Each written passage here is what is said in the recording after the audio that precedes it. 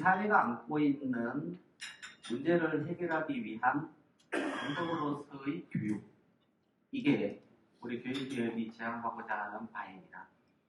참으로 어려운 문제들을 동시에 복합적으로 안고 있는 시기입니다. 우리가 안고 있는 여러 가지 문제를 정리해보면 도전으로서의 디지털 측면이 있습니다.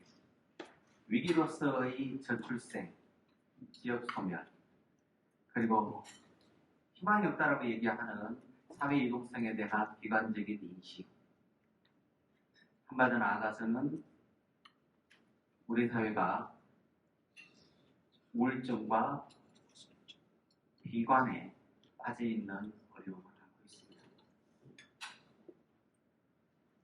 디지털 대혁명은 위기이면서 기회이고 도전입니다. 4차 산업혁명을 처음 이야기하였을 때 그 의미를 가지고 논의를 하는 사이에 알파고 사건이 일어나면서 이세돌 구단이 알파고한테 쉬는 그러한 세기의 대결이 일어나면서 현실로 목도를 했습니다. 오랜 시간이 지나지 않아 2022년도에 우리는 완전히 새로운 디지털의 도전을 실감하고 있습니다. Before ChatGPT, After ChatGPT, ACDC가 새로이 정의되는 완전히 다른 세계를 경험하고 있습니다. 교육은 지금까지 새로운 변화에 대한 도전으로 그 도전을 새로운 기회로 만들어 왔습니다. 우리 대한민국의 우리의 선배님들은 어려운 시기를 극복하기 위한 방법으로서 교육을 적극적으로 활용하셨고 그 선배님 중에 한 분이신 이기호 차관님이 여기 계십니다. 박수 한번 같이 나눠주시죠. 각 분야별로 활동을 하고 계신 우리 여러 창작자 선생님들 여러분들이 이 문제를 우리의 가능성으로 만들어 오셨습니다. 잠시 돌아보면 전쟁의 폐허가 남아있는 그 시기에 우리는 문맹 퇴치 10개년 계획을 통해서 문맹을 벗어나는 노력을 했습니다. 1960년대에 경공을 중심으로 한 교육체계는 초등교육의 의무교육으로 실행을 했습니다. 1968년, 1972년 기억나시죠? 중학교 무시험, 고등학교 평준화는 이제 기계를 다룰 때 기계의 매뉴얼을 읽을 수 있는 수준의 인재를 양성하는 중등교육의 새로운 도전이었습니다. 제3국 교육개혁 조치는 고등교육에서의 새로운 도전이었습니다. 시기마다 교육을 통해서 필요한 인재를 양성을 했고 교육을 통해서 양성한 인재가 대한민국의 오늘을 이끌었고 그 결과 산업화와 민주화에 성공한 유일한 2차 세계대전 이후의 독립국이 되었습니다. 새로운 기술의 도전을 받고 있습니다. 기술의 도전을 받고 있는 이 시기에 교육이 대응하지 아니하면 경제적 불평등을 포함한 사회적 불평등의 원천을 그대로 방치한다는 위기의식과 소명의식을 가지고 교육개혁을 진행하고 있습니다. 심각한 저출생입니다. 1970년에 우리는 한 아이만 잘 낳아서 잘 키우는 것이 이득이었습니다. 그 어려운 시기를 겪은 지가 불과 50년밖에 안 됐는데 4분의 1이 되었습니다. 4분의 1이 줄어든 것이 아니고 4분의 1이 되었습니다. 이제 국가 생존의 위험을 같이 느끼고 있습니다. 이것은 지역 소멸 위기로 이어지고 있습니다. 지금 인구 소멸 지역의 시군구 중에서 52%인데 조금만 지나면 69%로 급속하게 늘어나는 현실을 목격하고 있습니다. 안으로 들어가면 더 큰 어려움을 경험하고 있습니다. 우리 청년들이 느끼는 사회 이동성에 대한 비관적인 전망은 매우 가슴 아픈 일입니다. 세대 간의 사회 이동 가능성에 대한 인식, 세대 내에서의 사회 이동 가능성에 대한 인식이 급격하게 줄어들었습니다. 이것은 우리 사회가 가지고 있는 비관을 발견하고 있습니다. 바로 우리 마음의 건강에 이어지고 있습니다. 자살률 OECD 1인 가구 50년세 10배 증가, OECD 최하위로서의 우울증. 이게 우리 사회가 지금 안고 있는 위험이면서 또 새로운 도전을 요구하는 현 상황입니다. 그래서 교육개혁입니다. 교육개혁은 개별 사항에 대한 도전으로서만 해결할 수 없는 부분입니다. 몇 개의 키워드를 가지고 있습니다. 개방성과 다양성. 이제 미래를 살아갈 우리 청년들이 직면하는 세상은 개방적이고 다양한 사회 속에서 자신의 역량을 최대한 발휘할 수 있도록 하는 국제 경쟁력을 갖춘 핵심 인재로서의 강성입니다. 하나의 모두가 개방성과 다양성 속에서 자신의 삶을 이끌어 나갈 수 있는 교육 체계를 만들어 주어야 합니다.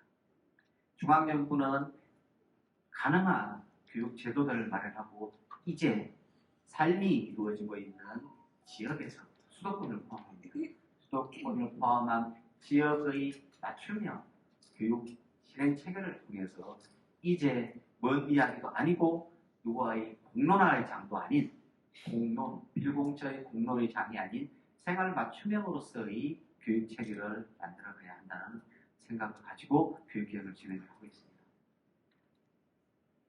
그래서 우리가 사회적 단절을 해결하기 위한 교육의 방향을 큰 축으로, 세 개의 축으로 잡아서 지금 현재의 교육의 큰 틀을 바꿔나가고 이 틀을 바꿔나가는 것은 앞으로 30년의 지형을 만들고 있습니다.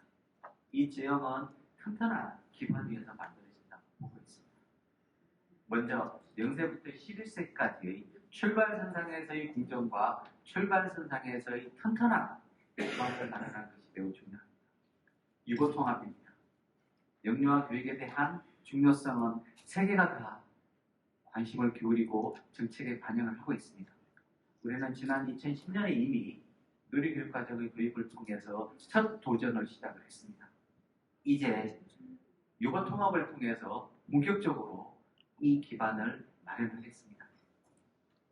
초등교육은 정식 교육의 출발입니다.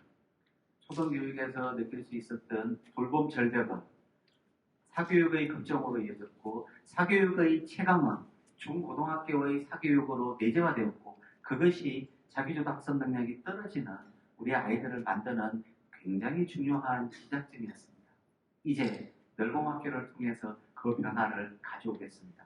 초등교육의 혁명입니다. 디지털 혁명은 기회입니다. 디지털은 수단이지만 이 수단을 통해서 만들어가는 우리의 교육은 혁명입니다. 교실 혁명을 통해서 우리의 새로운 핵심 역량을 키우는 교육 체계를 마련해 나가는 것이고 그 새로운 변화 과정에서 이루어지는 새로운 교육 생태계를 마련할 겁니다. 그것이 함께 학교입니다. 학생과 선생님과 학부모가 모두 하나 되어 우리의 안전하고 건강한 교육 공동체를 모아가는 노력을 진행해 나가겠습니다. 미래를 살아가는 우리 아이들이 살아가는 삶은 이제 하나하나가 모두 다 최고의 인재입니다. 최고의 인재들이 살아가는 삶은 칸막이가 주어진 전공의 삶이 아닙니다. 이제 대학의 전공간, 학과 간, 지역과 대학이 유리되어 있는 벽을 허무는 대학 핵심을 통해서 융합인재를 양성해 나가는 체계를 마련해 나가겠습니다. 이러한 체계를 마련하기 위한 튼튼한 기반이 필요합니다. 대학 입시는 이제 초, 중, 등 교육을 이끌어 나가고 대학의 새로운 혁신을 뒷받침해주는 새로운 대학 체계로서의 대학 입시 개혁을 이루어 나가겠습니다. 지역이 중심이 되는 지역 맞춤형의 교육계획이 이루어질 수 있도록 하는 체계를 마련합니다. 이제 디지털 혁명 시대에 부합되는 방식으로 앞서가는 정규 기반의 교육 행정 체계를 마련을 해서 흔들리지 아니하는 그리고 신뢰 가능한 정책 체계를 마련해 나가겠습니다. 개별 정책에 대해서 하나하나 이야기를 나눠보겠습니다. 자, 이제 유보통합입니다. 유보통합은 중요하죠. 중요하지만 매우 어렵죠. 그래서 오죽하면 이런 얘기가 있습니다. 남북 통일보다 어려운 유보통합이다. 공감하시죠? 남북 통일보다 어렵다는 유보통합의 핵심에는 어른들이 가지고 있는 이해관계자들의 충돌이 있습니다. 우리는 유보통합을 바라볼 때 이해관계자들이 모두 다 우리의 교육 공동체이기 때문에 그분들이 우리 아이들을 중심에 두고 우리 아이들의 삶을 차별 없이 이루어 나갈 수 있도록 하는 교육 체계를 마련하는 데 대해서는 한 목소리라는 것을 확인을 했습니다. 지난 2년간 우리 이해관계자들, 교육단체, 보육단체, 그리고 모든 선생님들과 학부모님들을 만나면서 여기에는 이견이 없다라고 해서 첫 발을 띄었습니다. 작년에는 그 어려운 중앙정부 차원에서의 조직 개편을 통해서 어린이집을 담당하는 복지부의 보육정책국을 교육부로 이관하는 법률 개정을 했고 드디어 지난 6월 27일 33명의 우리 복지부 동료들을 우리 교육부로 모시고 환영하면서 이제 새로운 우리 유보통합이 가능한 그러한 체계를 마련을 했습니다. 갈 길이 멉니다마는 큰 첫발을 띄었습니다. 지난 6월 27일 바로 그날 유보통합의 큰 방향을 제안을 했습니다. 유보통합의 큰 방향은 이겁니다. 가장 중요한 것은 우리 유보통합을 통해서 0세부터 5세까지의 우리 영유아들이 어느 기관에 있든 차별 없이 세계 최고 수준의 교육과 교육을 할 수 있는 체계를 마련하는 것입니다. 그 체계를 마련하기 위한 통합체제를 마련하는 역할 위에서 무엇보다도 우리 아이들의 삶의 질이 높아질 수 있도록 하는 유아 보육 교육의 질을 높일 수 있는 방식으로의 구체적인 방안들을 마련해 추진하고요. 지금 나누어져 있는 어린이집과 유치원의 이원 체계의 행정 체계를 이제 지방자치단체에서도 일어나게 나가겠습니다. 기다리지 않겠습니다. 지금부터 바로 시범학교를 통해서 구체적인 우수 사례들을 만들어내고 우리가 지향하고자 하는 하나하나의 사례들을 구현해 나가겠습니다. 질관리의 핵심은 우리 선생님들이 돌보아주는 우리 아이들의 숫자를 줄여줌으로써 최고 수준의 안전하고 건강한 교육 환경을 마련해주는 일입니다.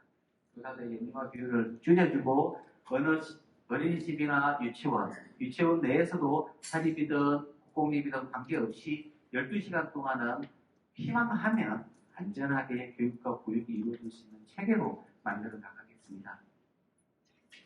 무상교육을 지향하고 있음에도 불구하고 아직 구현하지 못했던 교육과 보육에서의 실질적인 무상교육을 구현하는 노력을 단계적으로 이루도록 하겠습니다. 많은 돈이 필요합니다. 많은 돈은 우리 아이들을 성장시키고 양육하는 데는 이견이 없으리라고 생각하고 부지런히 뛰어다니면서 재원을 확보하기 위한 노력을 해 나가고 있습니다.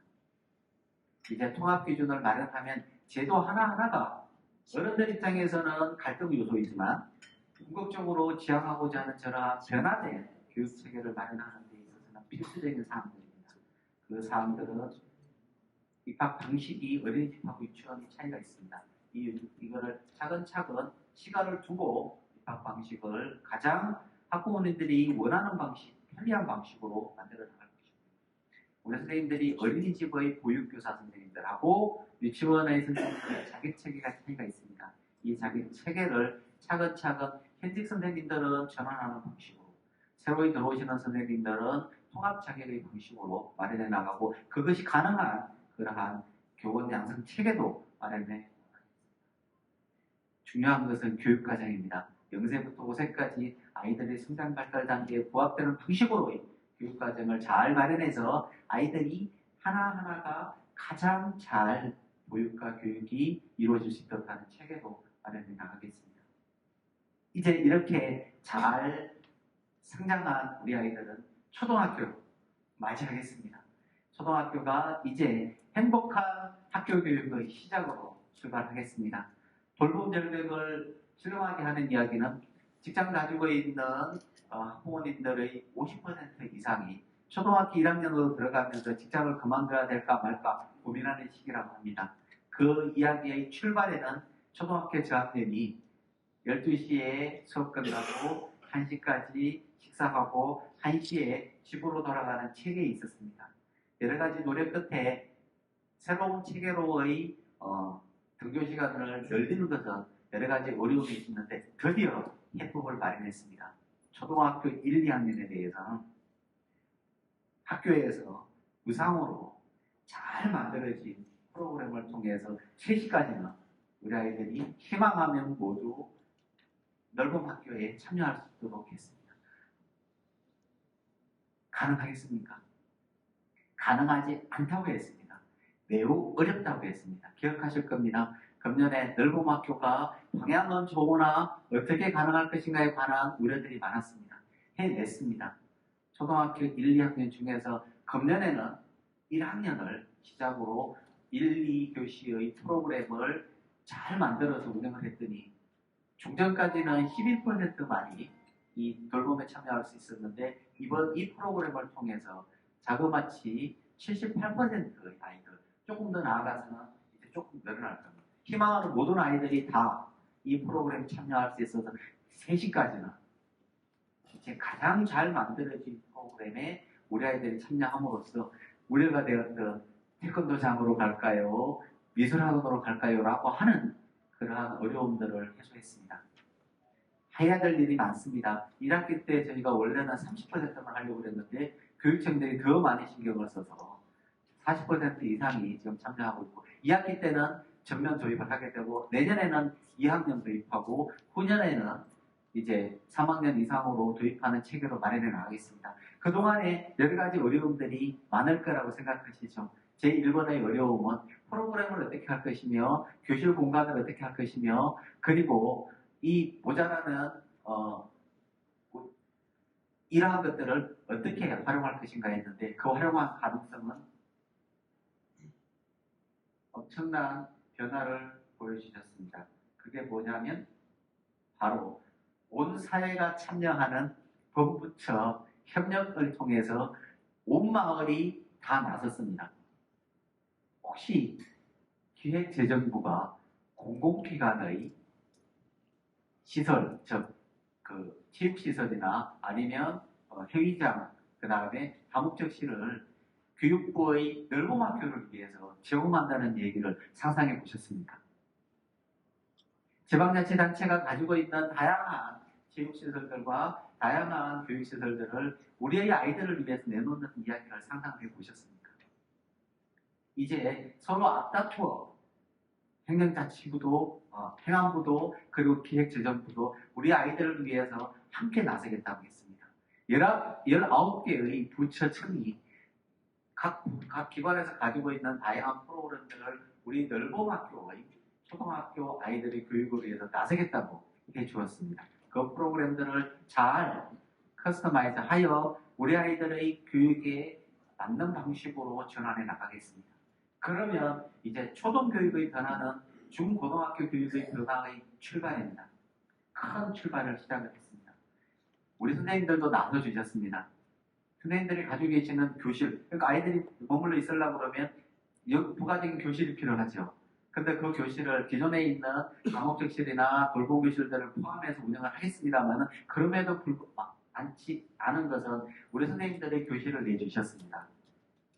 우리 담임 선생님들이 초등학교의 경우에는 교실에서 연구도 하시고 수업 준비도 하시는데 거의 그 우리 초등학교 1, 2학년 아이들의 1, 2교시의 오후 방과 후 1, 2교시죠. 방과 후 1, 2교시의 프로그램 운영을 위해서 선생님들이 불편을 감내해 주시고 그 대신에 선생님들이 별도의 연구실을 마련해 드리는 방식으로 학교 내에서 선생님들도 그 노력에 동참해 주셨습니다. 큰 변화이죠. 우리 모두에게 큰 박수 한번 쳐주실까요? 감사하고 감동할 뿐입니다. 그리하여 저희 교육부와 정부 전체는 이러한 모두의 정성이 이 자리에 머물지 않도록 최선의 노력을 해 나가겠습니다. 이제 교실 회기입니다. 디지털이 목적이 아닙니다. 디지털은 수단입니다. 디지털 혁명을 통해서 디지털 학습 혁명을 이루고 디지털 학습 혁명을 통해서 우리의 수업 방법을 바꾸고 수업 방법을 바꿈으로써 우리 아이들이 자기주도적 학습 능력을 가지고 있는 세계 최고의 인재가 될 수 있도록 해 나가겠습니다. 그 출발로 AI 디지털 교과서를 개발을 하고 있습니다. AI 디지털 교과서를 개발하면 이제 단순히 서책 교과서가 디지털화되어서 좀 더 편리해진 상황이 아니고 학습 상황들이 아이들의 학습의 방식에 따라서 관리가 되고 필요한 정보를 제공하고 우리 아이들의 능력과 수준에 맞는 방식으로의 교육이 이루어질 수 있는 수업 체계까지 마련하게 되면 이제 학습과 그 다음에 수업 과정의 분석과 진단과 평가가 이루어져서 개별 맞춤형 교육이 이루어지는 체계를 마련할 수 있는 기반이 마련됩니다. 그런데 그걸로 가능하지 않지 않습니까? 바로 떠오르는 것이 무엇입니까? 선생님들은요. 선생님들을 위한 정말 중요한 연수를 시작했습니다. 이건 작년에 법률을 개정을 해서 연간 3천억 정도의 재원을 3년간 약 1조 원의 교실 혁명을 위한 교사 연수에 투입할 수 있도록 재원이 확보됐습니다. 뜻을 모으니 길이 생겼습니다. 지금 우리 선생님들은 굉장히 열심히 디지털 시대에 부합되는 방식으로의 새로운 교육 체계를 마련하기 위해서 동분서주하면서 공부를 하고 계십니다. 공부하는데 한번 참석해 주시지요 라고 선도교사 모집을 했더니 몇 분 정도 참여하셨을 것 같습니까? 100분이요? 1000분이요? 자그마치 12,000분이 선도교사가 되셔서 이 교실혁명에 참여하시겠다고 적극 지원해 주셨습니다. 지금 벌써 42차 시의 프로그램 중에 절반 정도의 프로그램을 가지고 앞으로 변화될 새로운 교수학습을 공부를 하고 계십니다. 과목의 변화, 과목의 차이나 초중등의 차이가 없이 각 분야에서 열정을 불태우고 계십니다. 이분들뿐만이 아닙니다. 이제 조금 여러 방 지나면 각 선생님들이 직접 참여하실 수 있도록 하는 일반 선생님들에 대한 연수도 진행될 것이고요. 그리하면 이제 조금 후에 하반기에 마련될 AIDD 교과서가 나오게 되면 AIDD 교과서를 직접 활용한 그러한 지금까지 학습하신 연수 체계를 활용을 하셔서 선생님들의 직접적인 교수 학습을 마련해 나갈 겁니다. 그러면 내년부터는 잘 아시는 대로 2022년 교육과정 개정이 적용되는 첫 해입니다. 첫 해의 교육과정 개정과 맞물려서 새로운 교실 수업의 교수학습 방법의 개선과 새로운 방식의 AIDT의 실험을 통해서 우리 교실은 우리 아이들의 학습 방법은 변화될 것이고요. 학교에서의 전환은 그것으로 끝나는 것이 아니라 스스로 학습할 수 있는 능력을 키워줘서 이제 방과 후에 그리고 집에 가서 스스로 자습하는 시간에 공부할 수 있는 체계를 마련해 나갑니다. 누가 해줄까요? 우리 아이들이 만들어 갈 겁니다. 큰 변화가 기대되시죠? 예. 우려도 있고 어려움도 있습니다. 그럼에도 불구하고 이 큰 방향으로 만들어가는 데 있어서 이 모든 우려와 불안감들은 해소나가는 노력을 하고 새로운 규범에 저희가 디지털 학습 규범을 만들었습니다. 규범을 만들어서 우려되는 사항들을 새로이 만들지 않도록 하는 그런 노력까지를 병행해 나가겠습니다. 함께 학교입니다. 이것은 교육부만이 할 수 있는 일도 아니고 선생님들만이 할 수 있는 일도 아닙니다. 이제 선생님들이 앞장서 주시고 학부모님들과 학생들이 힘을 합쳐서 정부와 손을 잡고 해 나가겠습니다. 다양한 체계가 있습니다. 안전하고 건강한 우리의 학교를 만들기 위한 노력들은 작년에 기억나시죠? 7월 18일이 서입초 선생님의 안타까운 일이 있은 지 만 1주기가 되는 날입니다. 그래서 우리 교육 공동체가 같이 모여서 안전하고 건강한 교육 환경을 만들기 위한 노력을 지금도 계속해 나가고 있습니다. 교권보호의 핵심은 선생님들이 권한을 가지고 정당하게 우리 학생의 생활 지도를 해 나가는 일입니다. 혹시 아셨나요? 우리 선생님들에게 개별적인 생활 지도권이 없었습니다. 놀라셨죠? 생활지도권이 없었어요, 법률적으로. 그거를 2000 윤석열 정부 들어와서 교권보호를 하기 위한 첫 번째 대책으로 초중등 교육법에 생활지도 권한을 교사들에게 부여함으로써 출발했고요. 그런 준비 과정에서 서울초 사건이 일어났고 서울초 사건 이후에 다양한 제도 개선을 통해서 교권보호가 이루어지는 제도적 기반을 마련을 했습니다. 자그마치 5개의 법을 여야의 협력을 통해서 석 달 만에 만들어서 기반을 마련했습니다. 거기에 따른 새로운 체계는 금년에 3월부터 작동이 되고 있고요. 제가 고교육감 회의를 통해서 거의 2달 동안 매주 이 제도가 정착될 수 있도록 점검을 해나가면서 마련을 해서 이제 시작되고 있습니다. 그러나 아직도 시작 단계입니다. 안착될 수 있도록 하는 노력은 계속해 나가겠습니다. 안전한 학교, 아까 오 대표님이 학교폭력 전문가라고 했는데 학교폭력 대책 전문가입니다. 학교폭력은 새로운 아이들의 관계를 형성하는 것입니다. 그래서 학교폭력의 문제로 바라보지 아니하고 학교폭력은 아이들 간의 새로운 관계를 형성하는 것이기 때문에 즉각적으로 학교폭력 문제에 대한 즉각 대책을 마련하되 무엇보다 중요한 것은 근본 대책이었고 근본 대책의 핵심은 인성교육이고 인성교육의 핵심에는 예술체육교육을 포함한 민주시민교육이 자리 잡고 있다는 것에 대한 인식을 가지고 2012년에 학교폭력 종합대책을 마련했고 그걸 제도화했습니다. 그것이 이제 매 5년, 10년마다 새로운 환경의 변화에 부합되게 제도를 개선하고 있는데 작년에 포괄적으로 제도 개선을 해서 새로운 단계에서의 학교폭력 대책의 새로운 기반을 마련했습니다. 매우 어렵지만 그 가운데서 학교폭력 전담조사관을 도입을 해가지고 우리 선생님들이 직접 참여했던 방식으로의 지도 조사를 변화시켜서 이제 전문가들을 모셔서 진행을 하고 있습니다. 등등의 많은 변화들이 있고요. 그래서 우리 선생님들이 이 환경에서 어렵게 느끼시는 여러 가지의 마음 건강도 지원해드리고 있고 학교 내에서 갈등 상황으로 만들 수 있는 민원 체계도 개선해드리고 있고요. 학교폭력 피해 학생에 대한 맞춤형 지원을 위해서 새로운 학교도 저희가 도입을 하려고 준비하고 있습니다. 그럼에도 불구하고 학교폭력 가해자에 대해서는 엄정하게 대응함으로써 저희가 있다는 것을 학생들에게 인식시킬 수 있는 체제도 병행해나가고 있습니다. 다양한 교육정책을 마련했습니다만 교육정책이 현장에서 작동되지 않는 여러 가지 요소들이 많습니다. 중앙정부 차원에서 중앙 차원에서의 이념의 갈등, 지방 내에서의 이해관계자의 갈등들이 있었습니다. 이것을 이제 지역 내에서의 의사결정을 통해서 지역에서 원하는 방식으로의 정책을 만들어 가십시오라고 하는 방식으로 저희가 시작했던 게 교육발전특구입니다. 교육발전특구 좋은 모델 하나 만들면 한 개나 2개 정도 잘 만들어서 확산하려고 그러면 어느 세월에 확산하겠습니까? 라고 생각되죠. 그래서 처음에는 교육발전특구를 만들 때 1개나 2개 정도를 만들려고 했었는데 논의를 진행하는 과정에서 지역의 정말로 엄청난 요청이 있어서 그러면 준비되시면 다 해드리겠습니다. 궁극적으로 모든 지역이 교육발전특구가 되는 것이 우리의 지향입니다. 라고 했더니요.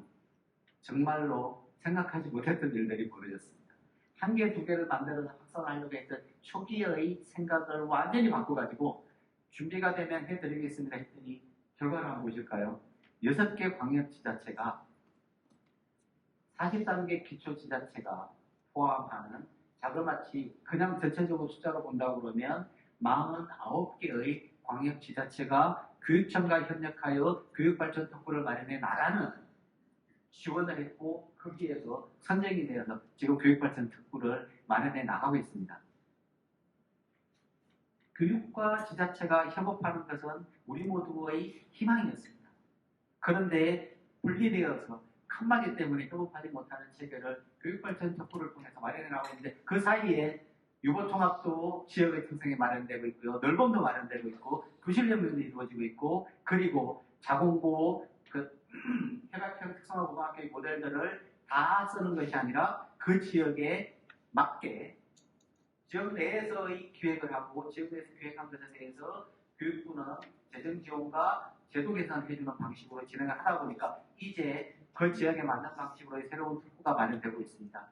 2차도 굉장히 성황리에 이루어지고 있습니다. 이 뜻은 지역의 주민들과 지방자치단체와 교육청이 힘을 합해서 지역의 교육의 모델을 만들어가고 있다는 것입니다. 대학 교육입니다. 대학 교육의 핵심은 중앙정부의 권한을 지방으로 보내고 지방 내에서 의사결정이 이루어지도록 하는데 그렇게 할 수밖에 없는 일이죠. 우리의 지역에 맞는 인재를 양성하는 것은 누가 가장 잘합니까? 지역사회가 가장 잘합니다. 지역사회에 맞는 방식으로의 산업전략을 수립하고 거기에 맞는 지역 인재를 양성을 하고 양성된 지역 인재는 지역에서 정주하면서 살아갈 수 있도록 하는 체계를 마련하는 것. 그게 지역 소멸을 막고 우리나라의 균형 발전을 이루고 그래서 다시 제2의 도약을 이루는 길입니다. 그 길의 출발을 와이즈라고 얘기하는 지역 혁신 중심 고등교육 체계의 변화를 통해서 마련해 나가고 있습니다. 교육부는 두 가지를 합니다. 가지고 있는 재정 지원 중에서 종전까지 1.2조, 목표는 2조의 재원을 지방자치단체에 보내서 지방자치단체와 대학이 협력하여 지역인재 양성을 하는 새로운 프로그램들을 마련해 나가는 것을 체계를 마련하고 교육부는 컨설팅을 통해서 이루어지도록 하겠습니다. 내년에 전면 도입이 됩니다. 작년부터 논의를 시작해서 금년까지 시범 운영을 하고 내년에는 모든 지자체가 적극 참여하는 체계의 변화가 이루어지고 있고요. 여러분 혹시 글로컬 대학이라는 얘기 들어보셨습니까? 기반을 마련하면 이제 그 지역에 부합되는 그리고 세계적 수준의 대학의 모델이 필요합니다. 대학의 모델을 만들어가는 게 글로컬 대학입니다. 작년에 10개를 선정을 했고 금년에 10개를 선정하는 작업을 진행을 하고 있는데 가장 큰 변화는 교육부가 그림을 그려주고 대학이 재정 지원 신청서를 쓰는 방식이 아니고 대학이 스스로 지방자치단체와 협력해서 지역사회의 격식을 반영하는 방식으로의 글로컬 혁신기획서를 내면 그것을 평가하여 선정하고 구체적으로 지자체와 협력해서 실행계획서를 수립하는 방식으로 진행이 되고 있고 실행 과정에서는 제가 직접 대학 혁신 포럼을 팀들을 만나가지고 2시간 반씩 토론하면서 그 진행 과정에 대한 현장 맞춤형 문제 해결형 지역 포럼을 하고 있습니다. 그런 방식으로 이제 지역이 주도가 되는, 대학이 주도가 되는 그런 방식으로 대학 혁신을 유도해 나가겠습니다. 변화는 시작입니다. 큰 변화가 일어나면 그게 큰 물결이 되어서 큰 변화를 만들어낼 거라고 믿고 있습니다. 대학 혁신 생태계의 핵심은 정부가 가지고 있는 규제를 내려놓는 것입니다. 어려움도 있고 불안감도 있습니다. 그러나 체제 개선을 통해서 규제를 혁파를 하고 구조 개혁을 해나가는 노력을 계속해 나갈 것이고요. 지역 내에서 계속 애써왔고 수도권 내에서 애써왔던 이제 해외 유학생 유치가 단순히 재정을 확보하기 위한 수동으로서가 아니라 우리의 훌륭한 인재로서 우리나라에서 역할을 할 수 있는 인재인 동시에 해외로 나갔을 때는 대한민국의 최고의 후견인으로서의 후원자로서 역할을 할 수 있는 방식으로 레드 오션에서 블루 오션으로 각자 도생에서 협력의 체계로 새로운 체계를 마련하고 있습니다. 스터디 코리아 300K 프로젝트입니다. 이제 협력해서 만들어 나가게 된다 그러면 대학과 대학 간의 경쟁이 아닌 대학과 지자체가 협력해서 지역에서 필요한 인재를 유치하고 유치된 인재들은 협력해서 교육하고 그리고 교육한 인재들이 지역에 정주하거나 또는 해외로 나가서 우리나라를 홍보하는 그런 역할들을 해 나가도록 준비를 해 나가고 있습니다. 기반입니다. 내년에는 큰 변화가 일어나는데 2025년에는 2022 교육과정 개정이라고 하는 큰 변화가 첫 적용되는 겁니다. 내년에 들어가는 우리 아이들은 대학 입시를 준비하는 첫 준비회의를 합니다. 고교학점제라고 여러분 들어보셨죠? 고교학점제가 실행된 첫 해입니다. 그리하여 2025년은 매우 중요한 한 해입니다. 2025년을 대비하기 위해서 작년부터 금년까지 최선의 노력을 다해서 고교학점제의 정착 방안을 마련했고 그것을 반영한 대학 입시 2028 대학 입시 체계를 마련했는데 또 한 번 놀라셔야 됩니다. 국가교육위원회가 다양한 논의를 하고 있는 곳인데 대학 입시는 국가교육위원회의 최종 과정을 거칩니다. 작년에 제가 차관으로 와서 마지막 두 차례의 회의를 같이 토론을 하면서 4시간 이상의 두 차례 넘는 토론을 통해서 사실상 만장일치로 2028 대학 입시, 대학 입시, 그러니까 대입 전형 계획을 만장일치로 통과시키고 준비하고 있습니다. 모두가 뜻은 같다는 뜻입니다. 고맙습니다. 대학 입시의 핵심은 학교 교육을 통해서 대학 입시가 준비가 되는 체계로의 변화고, 그거는 2022 대학 입시의 개선, 교실혁명의 변화, 조금 더 길게는 넓은 학교를 통해서 변화된 체계로의 자기도 학습이 이루어지는 우리 아이들이 성장하여 대학으로 갈 수 있도록 하는 체계로 마련해 나가는 장기 플랜 속에서 이루어지고 있는 것입니다. 그리하면 이제 대학에 들어가는 우리 아이들은 지역 내에서 지역에서 맞는 방식으로의 교육을 하고, 그게 따라서 지역에 증류하든가 해외로 나가든가 세계의 최고의 인재들로 성장해 나갈 것입니다.